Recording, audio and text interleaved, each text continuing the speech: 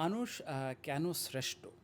এই প্রশ্নের উত্তর খুঁজতে গিয়ে আমি একদিন আমার এক সিনিয়র বড় ভাইয়ের সাথে আমি কথা বলছিলাম। তো উনি বললেন যে, "রিমন, তুমি সূরা ৩ পড়ো। তো সূরা ৩ এর ৪ নম্বর আয়াত পড়লে তুমি এটার উত্তর খুঁজে পাবা।"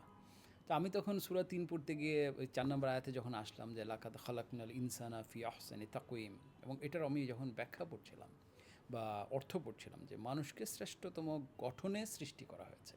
তার মানে কি? মানে মানুষের গঠন মানে দেহ থাকলেই কি মানুষ শ্রেষ্ঠ হয়ে যাবে? বিষয়টা তো তা না। কারণ একটা দেহ থাকলেই কিন্তু মানুষ মানুষ হয় না। দেহের সাথে একটা রুহ থাকে। রুহের সংযোগ যখন ঘটে তখন একটা মানুষ হয়।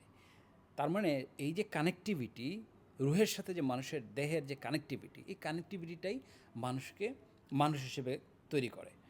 তো এই মানুষকে মানুষ হিসেবে তৈরি করার পরে পরের লাইনে গিয়ে আবার কিন্তু আমি যখন দেখলাম যে আমি আবার একটু ধাক্কা খেলাম যে পরের লাইনে বলছেন যে তারপরে আমি আবার মানুষকে নামিয়ে দেই। মানে ওই যে বললেন যে শ্রেষ্ঠতম গঠনে মানুষকে আমি সৃষ্টি করেছি এবং তারপরে আমি আবার তাকে নামিয়ে দিই। তারপরে কেন নামিয়ে দেন? যখন তার সাথে এই কানেক্টিভিটিটা মানে শরীরের সাথে রুহের যে কানেক্টিভিটিটা, সেই কানেক্টিভিটিটা যখন ছুটে যায়, যখন মানুষ নৈতিকতাহীন হয়ে যায়, তখনই কিন্তু সে আল্টিমেটলি তার ওই কানেকশনটা ছুটে যায় রুহের সাথে, দেহের, এবং তখনই তার পতন ঘটে।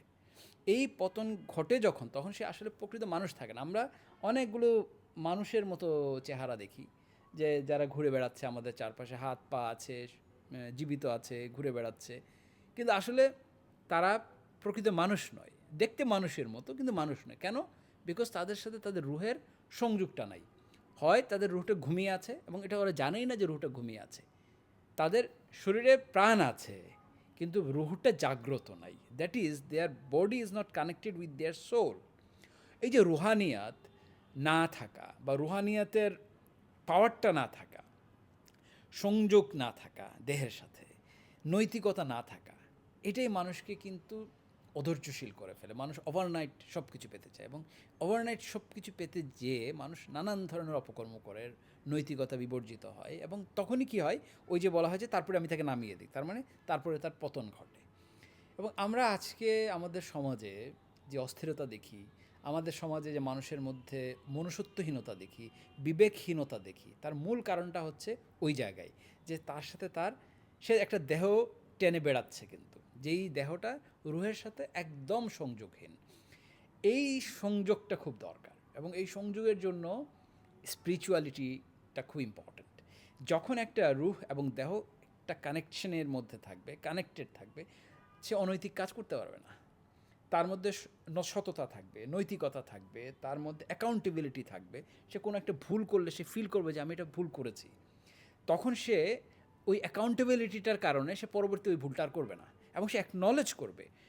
আমরা অসংখ্য মানুষ দেখি আমাদের আশেপাশে যে তারা পাপ করে বেড়াচ্ছে, অনৈতিকতা করে বেড়াচ্ছে, কিন্তু তাদের মধ্যে ওই অ্যাকনলেজমেন্টটা নাই। তারা বুঝতেই পারে না যে তারা একটা মিস্টেক করছে বা ভুল করছে বা তাদের অসততার সাথে তারা ইনভলভড। তো এই জায়গা থেকে মূল কারণটা হচ্ছে ওইটাই, ওই যে লাকাদ খালাকনাল ইনসানা ফি আহসানি তাকওয়িম, এবং তারপরে আমি কি করলাম, তাকে আবার নামিয়ে দিলাম। মানে গঠন করলাম উত্তম দেহে বা উত্তম গঠনে, তৈরি করলাম মানুষ, এবং পরে আবার তাকে আমি নামিয়ে দিলাম। কখন নামিয়ে দিলাম? ওই যখন তার সংযোগটা বিচ্ছিন্ন হয়ে গেল। তাহলে অ্যাজ এ হিউম্যান বিইং আমরা সবাই মানুষ, আমাদের ভুল ভ্রান্তি হয়, কিন্তু আমরা যদি ওই স্পিরিচুয়ালিটির মধ্যে থাকি, আমরা যদি কানেক্টেড থাকি রুহের সাথে, রুহানিয়াতের সাথে, তাহলে কিন্তু আলটিমেটলি আমরা ওই ভুলগুলোকে অ্যাকনলেজ করে আমাদের নিজেদেরকে আবার পরিশুদ্ধ করার সুযোগটা পাই। তো আমাদেরকে চেষ্টা করতে হবে সবসময় যাতে ওই শ্রেষ্ঠ গঠনে আল্লাহ আমাদেরকে তৈরি করেছেন, সেটার জন্য আমরা যেন গ্রেটফুল থাকি আল্লাহর প্রতি, আমাদের ক্রিয়েটরের প্রতি, এবং আমাদের রুহানিয়াতটাকে যেন জাগ্রত করার চেষ্টা রাখি সবসময়। এটাকে যেন ঘুমাইতে না দিই আমরা। এটা ঘুমিয়ে গেলেই কিন্তু শেষ। এটা ঘুমিয়ে গেলেই আমরা একটা শুধু দেহ নিয়ে ঘুরে বেড়াবো।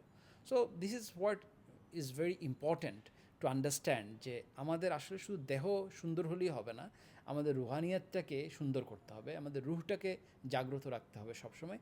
তাইলেই কিন্তু আমরা আমাদের নৈতিকতার মানদণ্ডে আমরা টিকে থাকতে পারবো বা নৈতিকতার মানদণ্ডে আমরা প্রকৃত মানুষ হিসেবে বেঁচে থাকতে পারবো।